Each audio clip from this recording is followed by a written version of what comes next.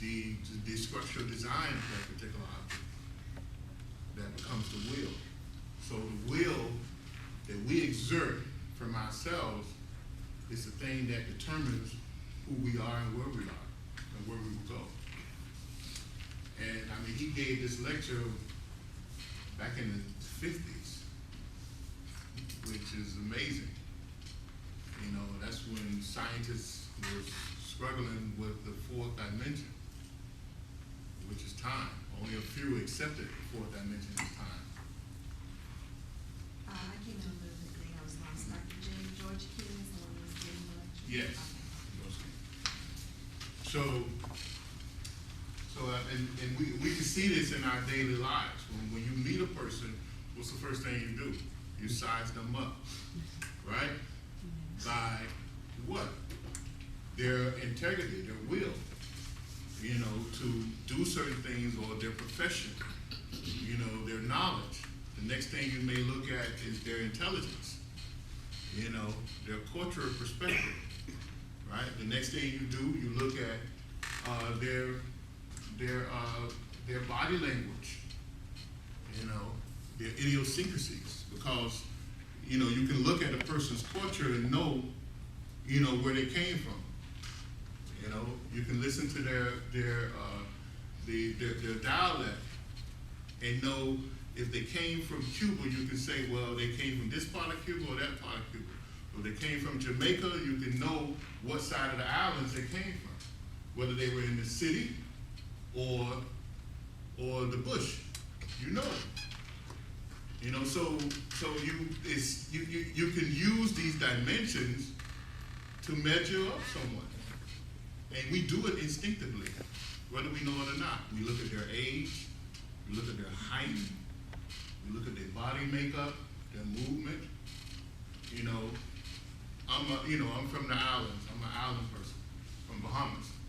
So when I look at an American versus an island people walk like they walking on sand. You know, and I noticed that from a child. You know, when I began to come in contact with American blacks, people, I just noticed that I can tell them if they're from the islands, they walk like they walking on sand. If they not, you know, they walk a little different. You just know. And so it's those little measurements that we make instinctively, and we don't really realize that. So people from Germany, they use their hands to talk.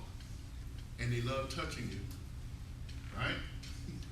I don't know if you came into any Germans, but then Latin people, they get explosive and excited over anything, you know, and all their expressions. So you just notice this about them. You notice these things about them. So and then intellectuals, you know, they're very calm. They show hardly any excitement or anything, right? And the males tend to be almost feminine, and with certain things, because they have sensitivity because of their intelligence, which most males don't exhibit sensitivity when they're not, they're not cerebral, in other words. So these are measurable. These 7-dimensional creations, we use them. They fit into our lives. So, you know, that's what's incredible to me about this. And it goes back to those who've been coming to this class, to the Constitution of Man, right? Who can see that? I'm going to ask you about that. Yeah. So when we go into specifics about the Constitution of Man, there's a breakdown of the 7 creation, of the 7 dimensions within man, right? Yeah, you can see it. You can see how the soul imposes those conditions upon mind, right? To create a directed motion to do what? Create an expression, right? A vehicle of consciousness and a vehicle of expression. The vehicle of expression is what? The bodies. The bodies that the soul will use. The vehicle of consciousness is the kundalini and the mental bodies. You know, the subconscious mind, the conscious mind, the superconscious mind. So you can see how the 7 dimensions are working in that constitution of man, that mystic constitution of man. So it fits into every little thing. This, it fits into the ancient knowledge. And that's really how you judge, new information. It's not new now, but it's new to the times. That's how you can judge it. You can take the ancient teachings and bring it up and fit it right in there, and it works. It's a key. It's a key to understanding it. Because, go ahead. I was going to ask, the first 5, height through emotion, those are all measured relative to something else. Like, so for example, we measure height relative to a standard or motion relative to something standing still. Is the background that we measure the first 5 dimensions to or against, is that where mind plays? Yeah, mind is measurable. You don't see how mind is measurable? It's measurable on many, many different levels. You can't see that? As in the amount of intelligence, something? Anything. See, now the thing that was the tension that holds. Well, it's things more, together. it's tension, it's static, it's all that. And I made it simple. I said it was the what? The static background, Yeah. right? Think about that. That doesn't make sense to you? Yeah, that's kind of what I was asking. Did I spell that right? Yeah. I missed the N, right? Mhm. Huh? Yeah. Yeah, OUND. I'm not a speller. So, that's, if you think about it, it's just like, you made it too cold in here. So you move our concentration from one point to another. Because now we have to think about what? It's too cold, right? So that's the static background. Only reason why I can get cold in here is because the mental conditions, the conditions of this room was allowed to get like that because of the mind substance within this room. The technology, being the static background, intelligent units that make up the mind substance to hold everything together, allowed this room to get cold, because what does mind do? What we told in metaphysics, mind does what? Molds and shapes, probably. It molds and shapes, right? It molds and shapes, right? Let's be specific. It molds and shapes what? Prana, or energy, into what? Into what we consider matter, right? Other than that, that tension, because this is the thing that creates the tension for all matter, right? To exist for a period of what? Time, right? So the air conditioning unit is if we look at the design specification for the air conditioning unit, the design specification is working on the principle of mind. You understand? So that's what? It becomes what? Measurable. You understand now? So it's just that simple, and it's everything. Everything is an expression of mind. Everything started from an ideal, right? And the limits of that ideal is in the mind, right? So the person who you were 10 years ago is not the person who you are now. Because why? You have expanded your what? Your mind. And it's measurable. You can measure that.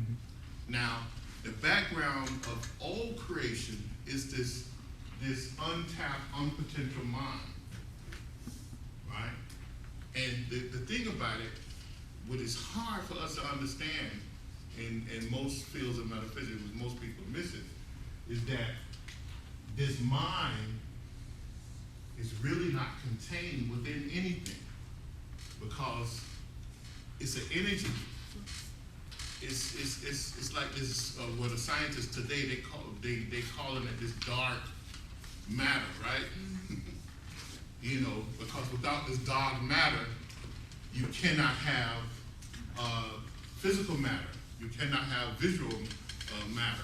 So, but the ancient yogis, Hindus, Buddhists, you know, mystics, they have always said that this is mind. It's a mind substance, or akasa.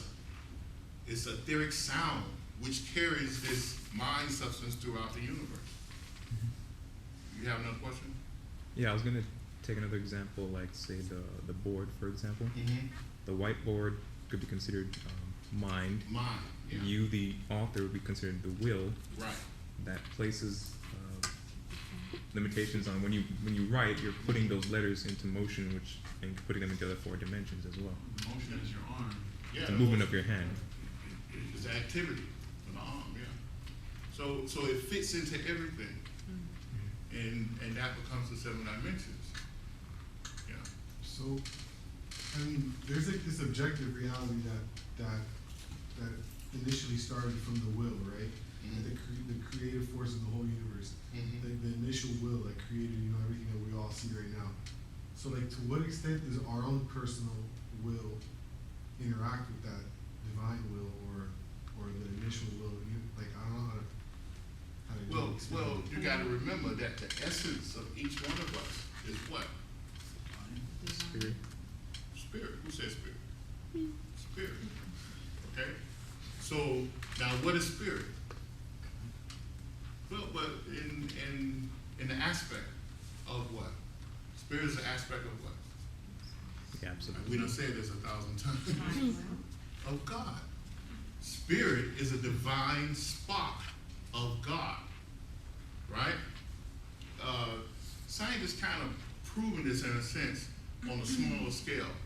If they can take a cell, a complete cell from an object or body or animals, they did it with chickens, they did it with sheep, they did it with cows.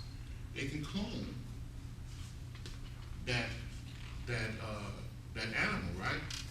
So a cell of something contains everything that it needs within, you know, everything about you is within a cell. So everything about God is within the spirit. Okay? Now what we teach is that, or what the mystics say, is that the divine spark of God, which is spirit, never separate from God. The illusion, there's an illusion that there's a separation, but it never separates. And what it does, it creates this illusion by manifesting the soul, because spirit itself is unmanifested. It's unmanifested because why? The potential is too great. It becomes the potential for the soul, and the soul manifests itself and moves forward through evolution into evolution back to the spirit. So the soul holds the divine directives of the spirit to involve itself in this thing that is not reality and evolve itself back to the true reality, which is this all-knowledge space, this spirit, this everything, the all in all. Okay? So all of us are connected. All of us are really one life. Everything in the universe is but one life. But in our state of illusion, in our state of creation, we view ourselves as separate, and everything around us is separate. But scientists have even proved that everything is connected. There's nothing that's disconnected, and there's no such thing as space. So you're saying even our individual will is coming from that? It's coming from spirit, and spirit is connected to what? To God, and God is what? Absolute. So Okay. like our own personal will is just an aspect of the ultimate will. It's the ultimate will, yes.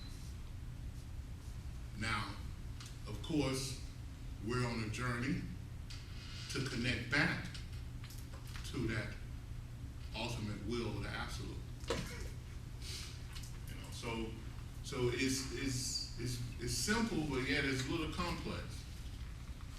And this is ancient knowledge. This is nothing new. You know, science make it new by adding new vocabulary to it. You know, and trying to figure it out. But it seems that they're making, you know, they leave the mystic teachings and come right back to it each time on each subject. Because I can show you books that's hundreds of years old that have these concepts in it. Any other questions? So I gave you these handouts so you can kind of see, as I said, all this in these charts or whatever. I kind of talked about here. I see some similarities in the 7 dimensions, but in the number meaning, numerology. Are they connected in some way? Yeah, it is. It is connected. It is connected. 'Cause the number 6 is what? Harmony. Harmony. So mine is what? It's a static harmonious thing. And 5 is what? Change. And emotion is what? Yeah. And change. Constant vitality. So yeah, it is.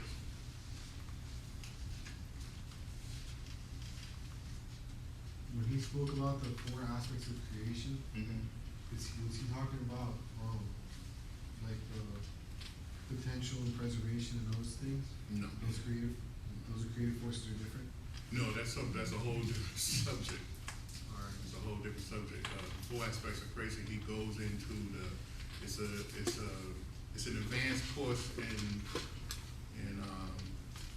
the mystic constitution of man. It shows,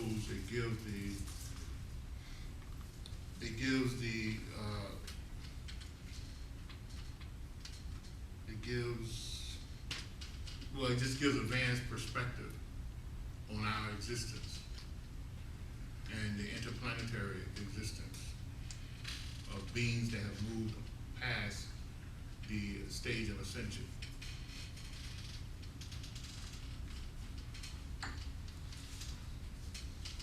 Yeah, this chart I just give you examples of it, showing you the unmanifested state of spirit, the manifestation, creation, the static endless potential, which is a state of creation, which is a state of sound or mind. Then I show you the Shakti. Shakti is power, is the opposite of Shiva, because Shiva is absolute or God or silence.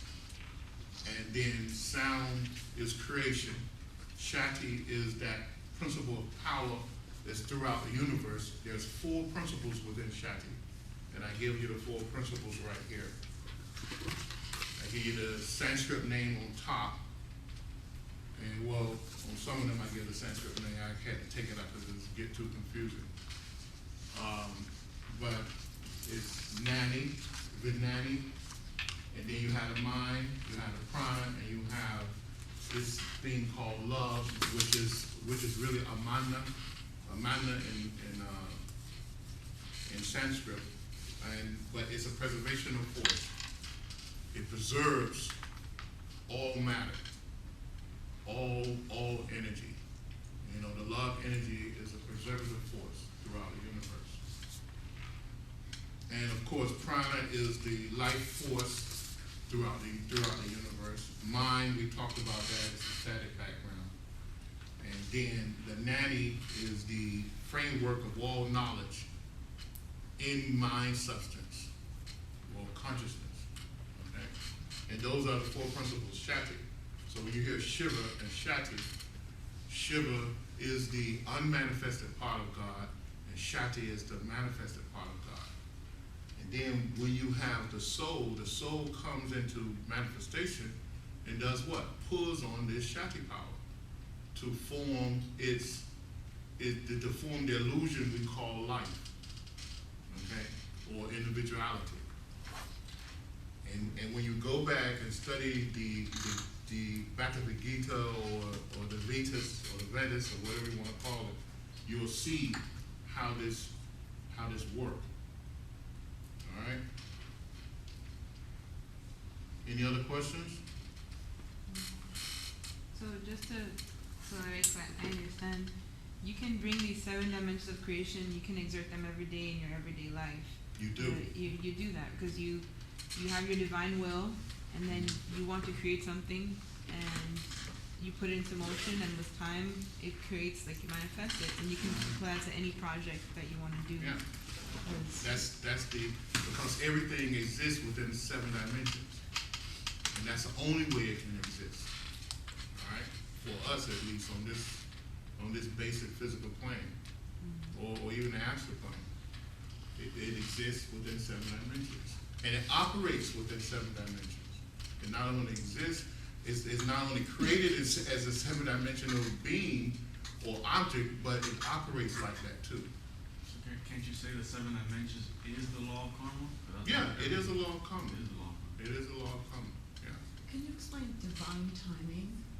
Divine timing? Is there such a thing as divine timing? I guess it is. I mean, Like, say everything. you're trying to manifest something, right? Mhm. Everything you usually put your mind to, it just seriously just happens like this. Mhm. But then there's one particular thing you've been trying to manifest for a very long time and it's not manifesting. Don't That you means feel- you haven't created the proper conditions to allow it to be manifested. Okay. Okay, that's what happens. In the mystic teaching, the yoga mystic teaching, we all heard of samskaras, right? You heard of samskaras? Samskaras.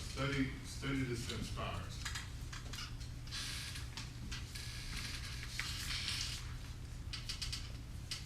Okay, how do we create samskaras? Anybody? The expression of your aura, right? Huh? Like habits that you do, Yeah. expressing your aura. Because what? Samskaras is a result of what? Your what? Thoughts and actions. Your thoughts, right? And what? Action. And these thoughts and actions become what? They become samskaras, or seeds.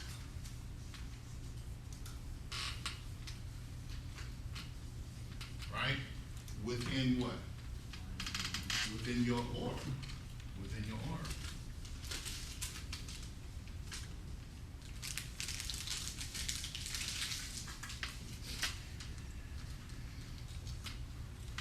Now, we know what the aura is, right? Huh? The aura around our body. All right? This aura around your body or your auric field is the one thing that you will carry with you throughout all your lives. You'll die, you'll be reborn, you'll die, you'll be reborn, you'll die, you'll be reborn, but your aura will stay with you throughout all your lives. It's indestructible. Okay, because why? It feeds the life force within your astral body, your etheric bodies, your mental bodies. It is that that indestructible body of the soul. So the aura collects all this data. It collects everything. Right? And your samskaras, through your thought and actions, you scar this aura. You interject these seeds. And when you create the proper condition, those seeds burst back up to give you what? To give you karmic lessons. You heard of karma, right?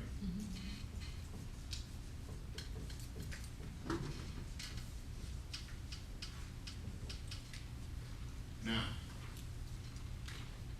you can prove that these samskaras exist. Go home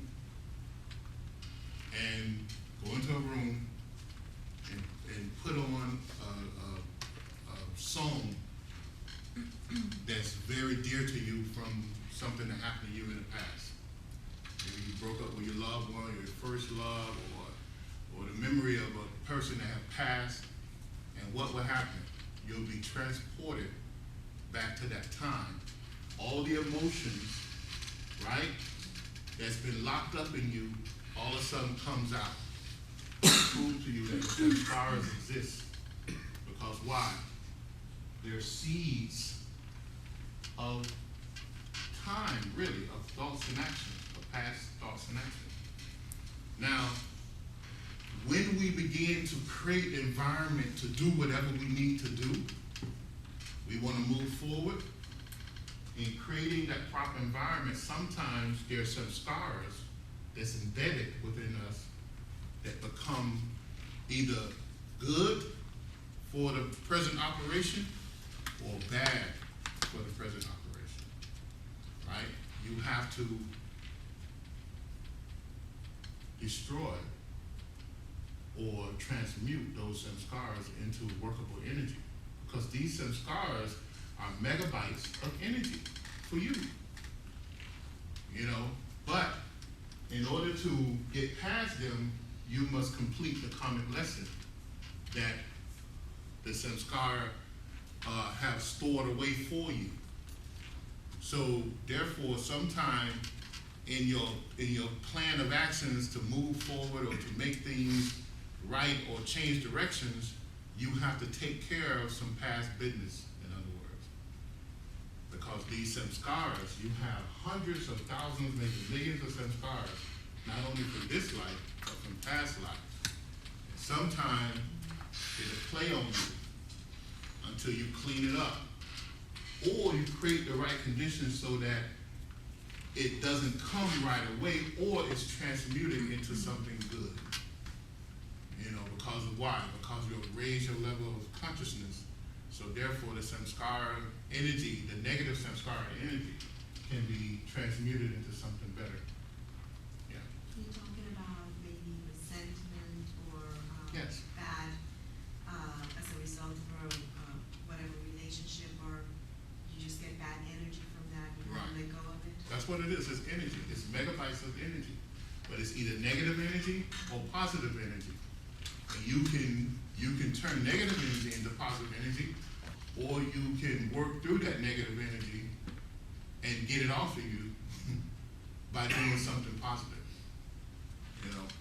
So it's the same thing. You know, this is ancient information. Samskara is a Sanskrit word, goes way back thousands of years.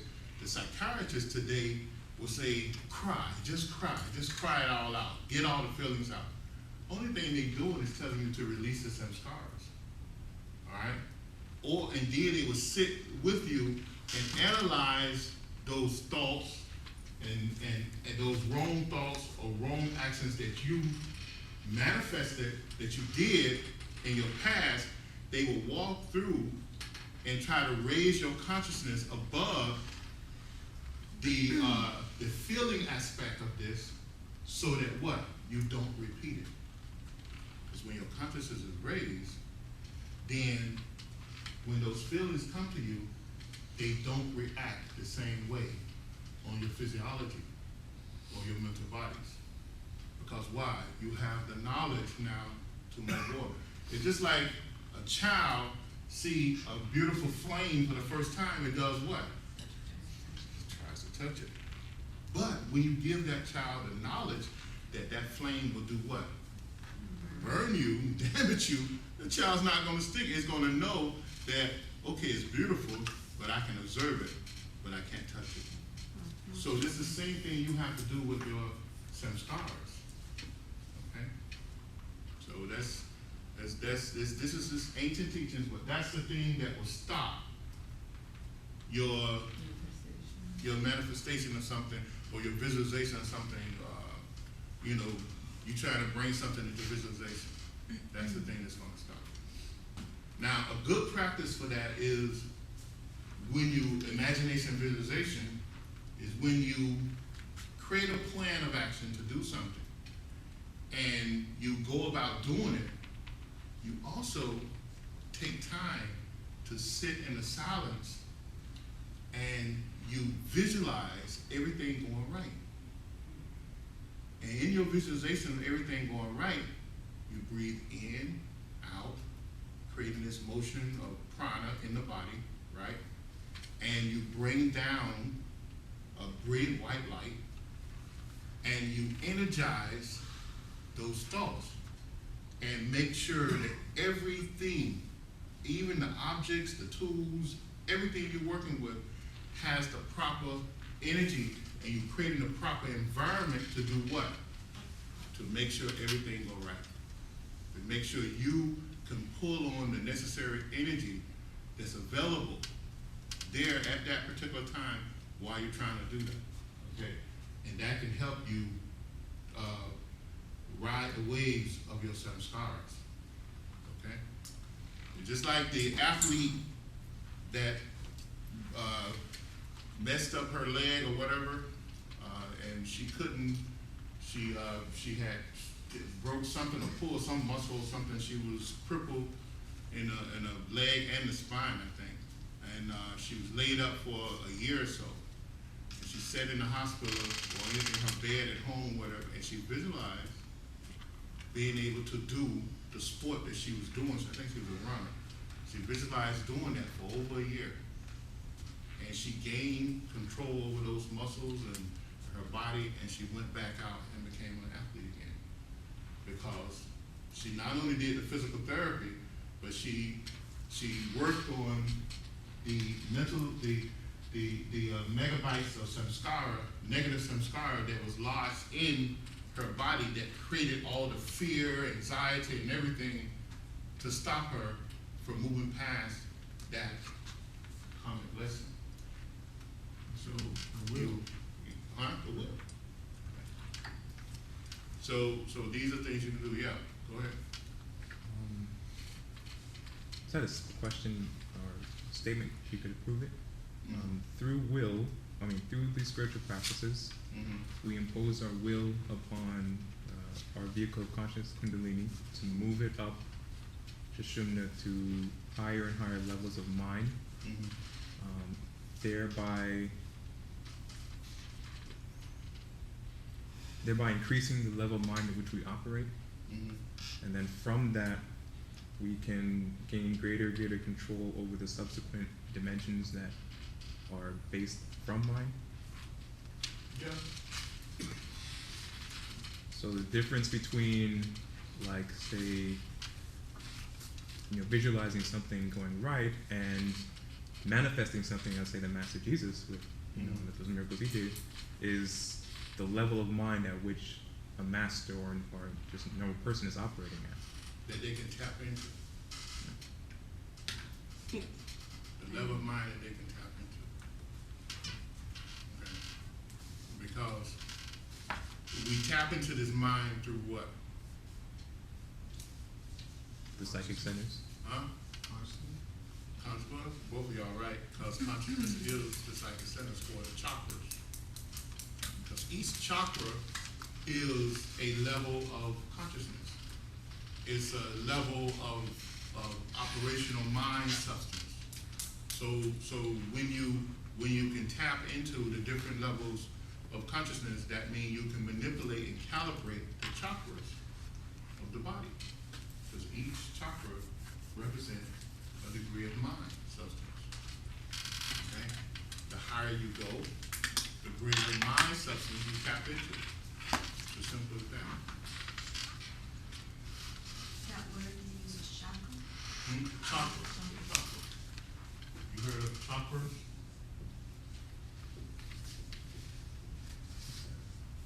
Some people call them psychic centers. Okay?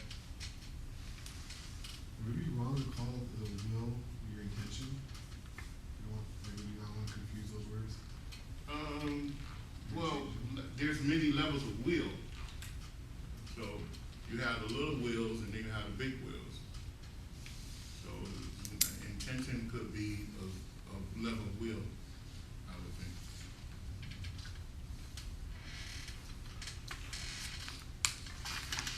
So as you enter a higher state of consciousness, you'll still be operating under the same 7 dimensions, but they're elevated.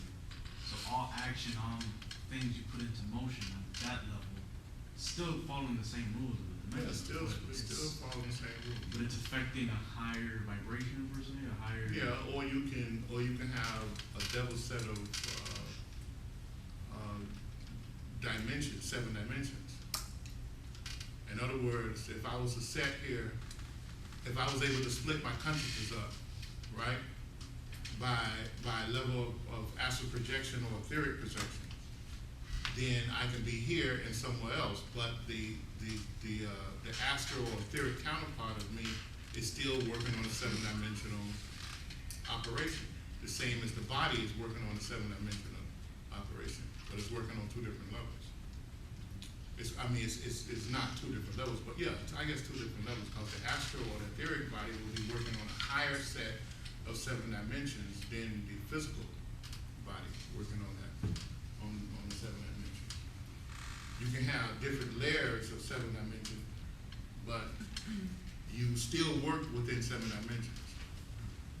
Okay? Even in your mental calculations, your mental calculations is working on a 7-dimensional level. Even, in your imagination, it's still what? 7 dimensions. You know, your imaginations and visualizations is still 7 dimensions. You know, because the mental explosions that you're assimilating through pictures, sound, word, subtle sound, word, or whatever, is still creating 7-dimensional characters in your mind. All right? So it's still operating on 7 dimensions. That's why he said in the tape that there could be more than 7. Yeah. Still 7. Yeah. It's just different levels of 7. Different levels, yeah. It's always 1 times 7, 2 times 7, 3 times 7, 4, it's just go on and on and on.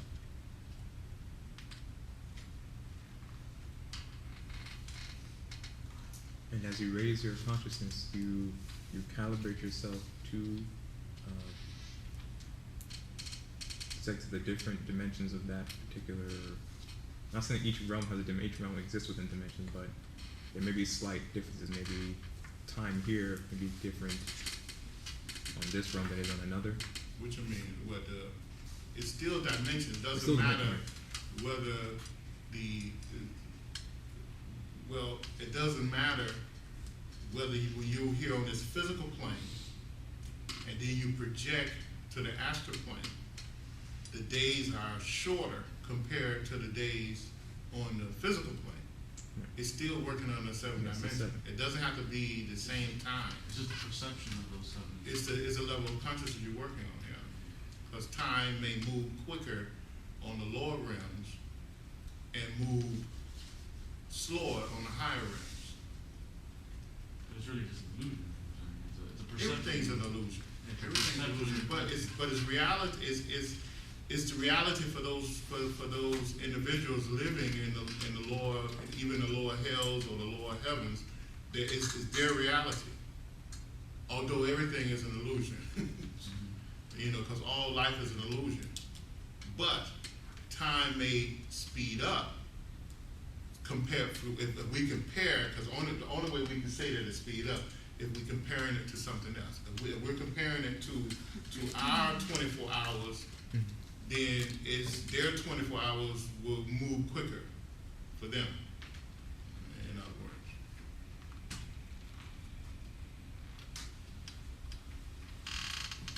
Am I confusing anyone? I want it to be simple. I'm not trying to go the whole scientific route the way he was going. The last part, confused me a little bit, the different planes of time. Well, this is nothing new.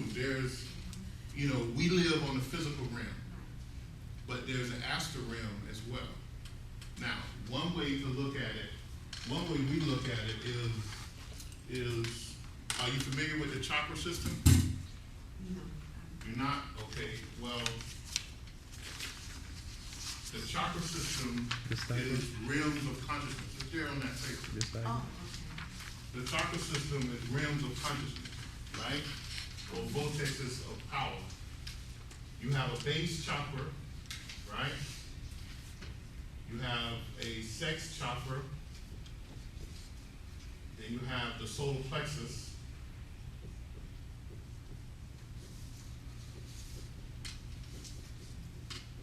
Then you have the heart, right?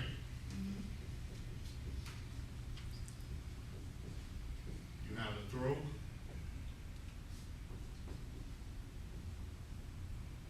I know I'm running out of room. Then you have the Christ chakra, and above that you have the crown, or some people call it the Buddhic chakra. Okay, so now on these three chakras are the lower rims of Earth, in other words. And the chakras, the four chakras above, are the higher rims of Earth, which is rims of consciousness. Okay, now this base chakra is physical, the physical world, and the astral world. All right. You also have 7 chakras below this base chakra, which is the rims of either hell or the rims of animal life, a conscious level of animal life. Now, to go to, and each one of them has Sanskrit terminology. All right. To go into it real deep, you have to study Sanskrit. And now each one of these are, now this is physical, this is the physical realm and the astral realm. This is the astral realm, this is the astral realm and physical realm. And all of these have counterparts of the physical realm. But the higher you go, the higher level of consciousness it is. Now, this can be considered the astral realms, right?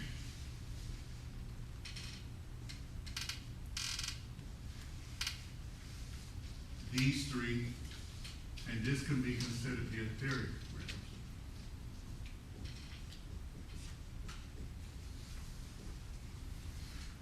The four above. The etheric realms is a higher grade of matter, of etheric matter. The astral realms is a distortion of the higher matter. Okay?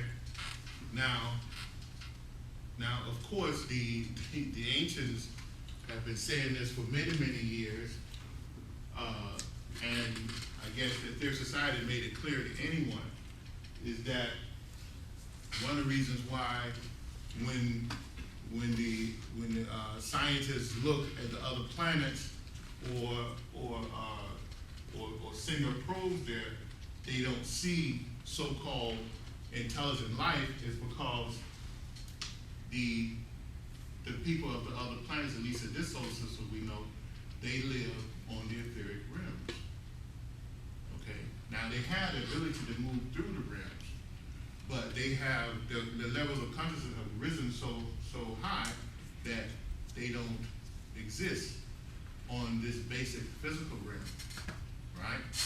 And I guess the scientists realizing that because if you go back and you start watching, which I did recently, the Star Trek series, right? I don't know if anybody into Star Trek. Okay, if you notice, they call it the sub. They call it the sub frequencies, and always when they when they're doing this temporal flux or whatever, they use the quantum quantum thing that helps to do it, and they use either one of the suns, either a binary sun or a trinary sun, in order to move back and forth through time, or some type of wormhole or whatever. Because why?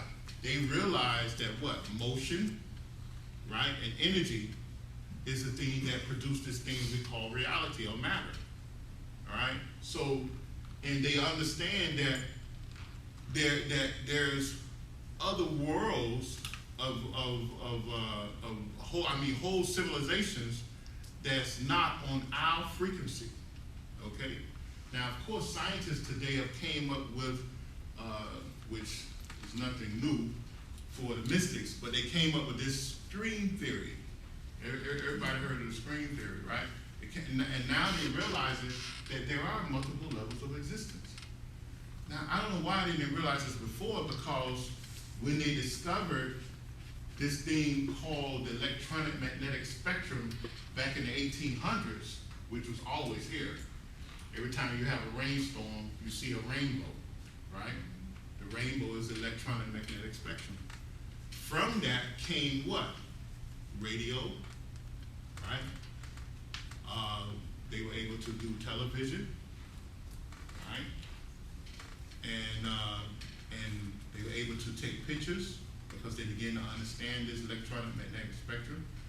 But then when they began to categorize the species of Earth, they noticed that certain, animals and insects had a different, they may see infrared or infrablue or whatever, and they see things that we didn't see. Also, when they began to, in the late 1800s, when they began to come into contact with germs and viruses, these things we cannot see, but they exist. There's colonies, there's thousands. In fact, we can't even exist here on Earth without the help of what? Bacteria. We need bacteria in order to function. If we sterilize everything, what happens to us? We die. So there's these multiple levels of realms around us, all around us. So the scientists, they found it easy to tap into the lower things. But Yeah. They haven't been able to discover the higher. Well, they are discovering, because now they're saying that we live in a sea of what? This solar system lives in a sea of what? Solar plasma. So now they're realizing that there's many layers to this, and that even here on Earth, which they will realize, that the most populated realms of this Earth are the ones below the base. So we have billions of people on the physical plane. We may have hundreds of billions of people in the lower hells of this Earth. And all the sages and masters, and they have stated this for thousands of years. But after a while, when man developed the right communication devices where they can begin to communicate with these realms of existence, they'll notice that. So that's the difference between the realms of existence. Good question. Yeah. Why call it the Christ chakra instead of the third eye chakra? It's called the third eye too. Oh, okay. It's also called the third eye. It's called many names. Yeah. The correct Sanskrit name for it is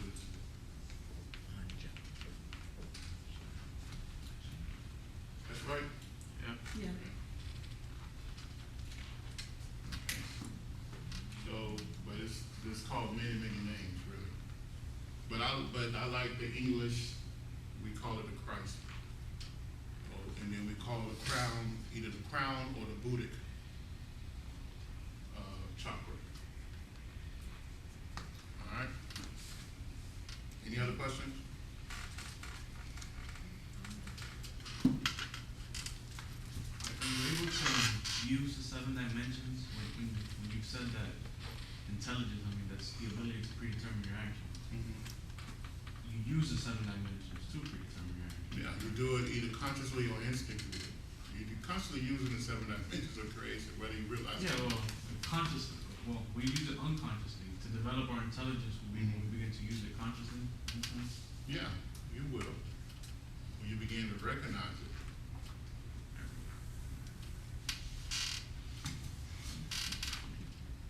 So if there's no other questions, we can close out.